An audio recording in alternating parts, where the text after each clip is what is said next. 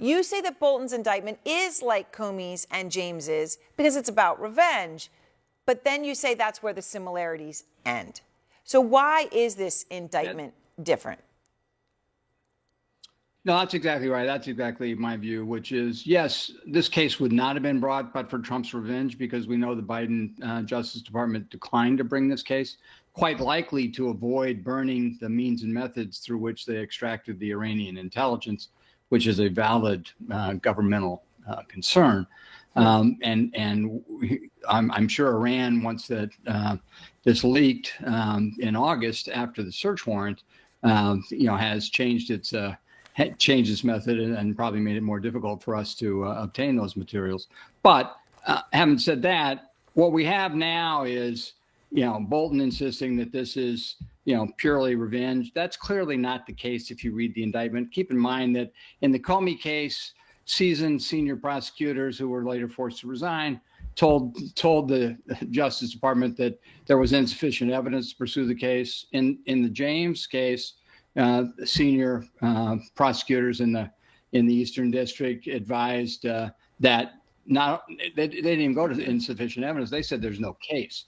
That's clearly not what we have here when you look at this indictment. And keep in mind, Judge Lamberth, 5 years ago in the dispute over the book, pointed out that Bolton's unilateral conduct had raised serious national security concerns, that he had gambled with national security, he'd probably harmed his country, and he'd certainly exposed himself to potential criminal liability. So this shouldn't come as a newsflash that there's a potential crime here.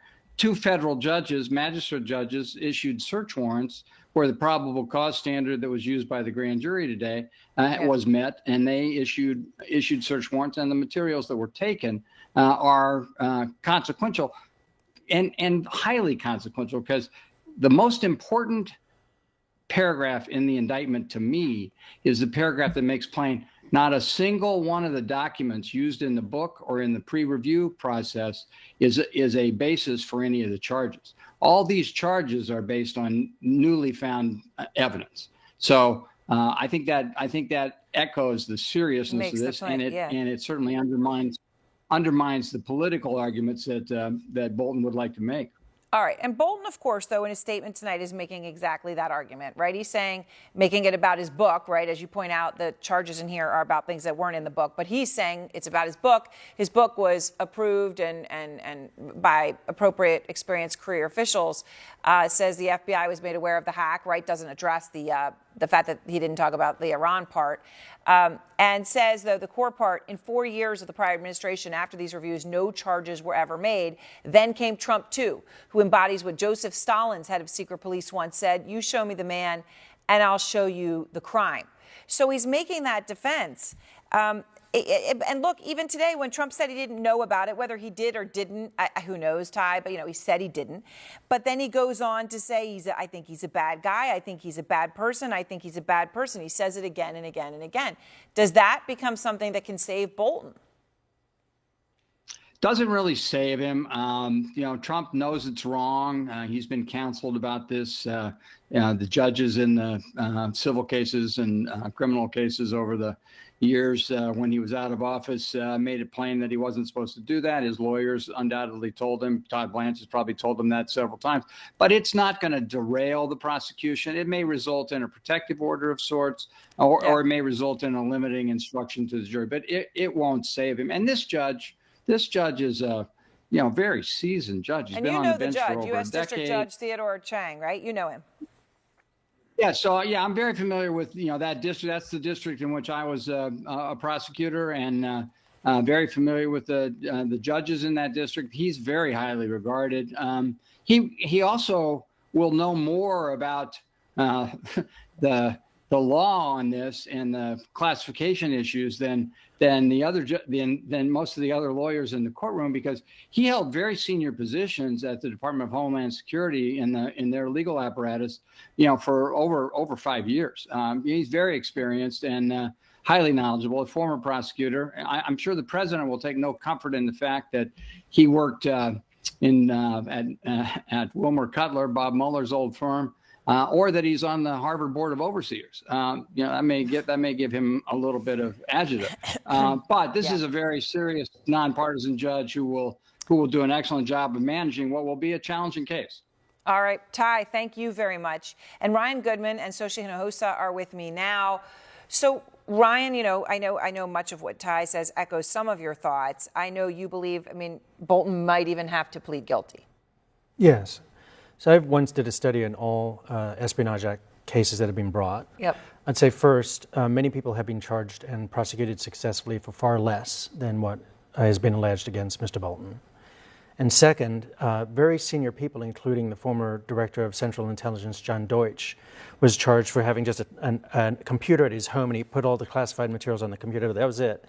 In Bolton's case, he's got very serious problems because he disseminated the information to two people that should never have received it, his family members, and then it got into Iranian On private hands. emails, and then Iran got it. And then Iran got it. And that is booster rockets on a case against him. Yeah.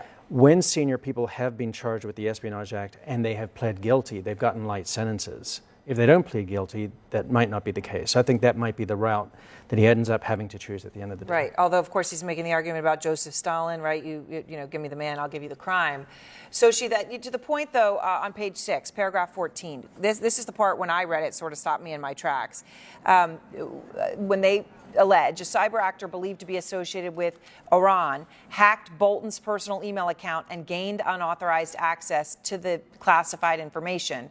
A representative for Bolton notified the U.S. government of the hack, but did not tell the U.S. government that the account contained national defense information, including classified information. That's where your jaw drops, Sochi, isn't it? That's exactly where your jaw drops. And whenever I had a clearance, and whenever you go through the training to have a security clearance, you are always told about the handling of classified information and exactly how you must handle it and how you cannot take it home. And I'll point out, you were reading his statement earlier today. They talk about how these are handwritten notes. Handwritten notes doesn't necessarily mean it's no longer classified. It just means that the classified information is somewhere else, just like whether it's on a signal chat or whether it's in your notes. It needs to stay in a SCIF.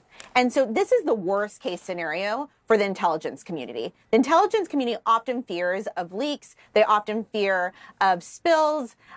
There are spills with a number of various former government officials where it was a mistake, et cetera. They had classified information. They didn't know that they had it, et cetera. But this is something a little bit different. This is what got into the hands of the wrong people. And he knew that he had the classified information, and he knew that there was a leak, and he did not notify the federal government. And so these are very serious allegations.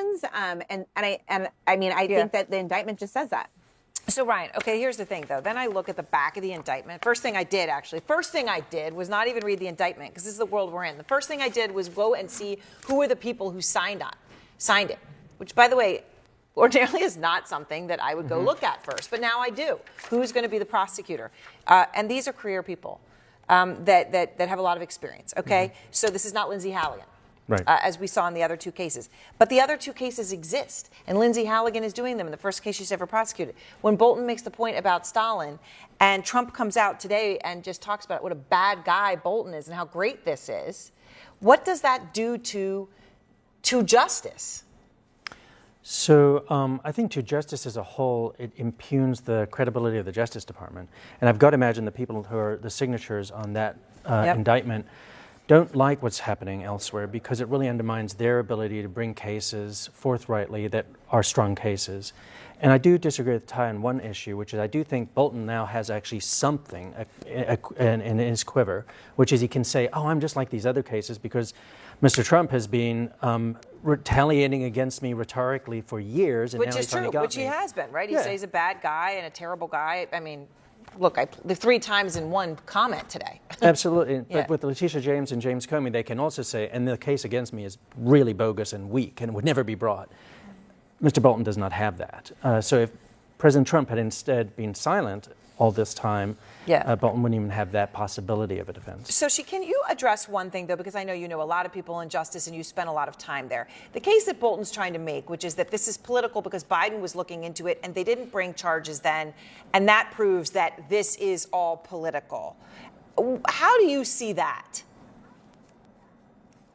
It is not political, and there is public reporting, and I'll point you to the public reporting that says that it was investigated under the Biden administration. What I will say is, as investigators gain more evidence, then they decide whether or not to charge. I think what is clear, and in other classified docs cases, is a search that the FBI does, and if they recover classified information and gain even more evidence to ensure that they can prosecute the case and secure a conviction, that is key to bringing these charges. And so just because it was investigated potentially over administrations and now charges are being brought in a different administration doesn't necessarily mean that the Biden administration declined to prosecute it. It's just when you get all of the evidence, that's when you decide to move forward.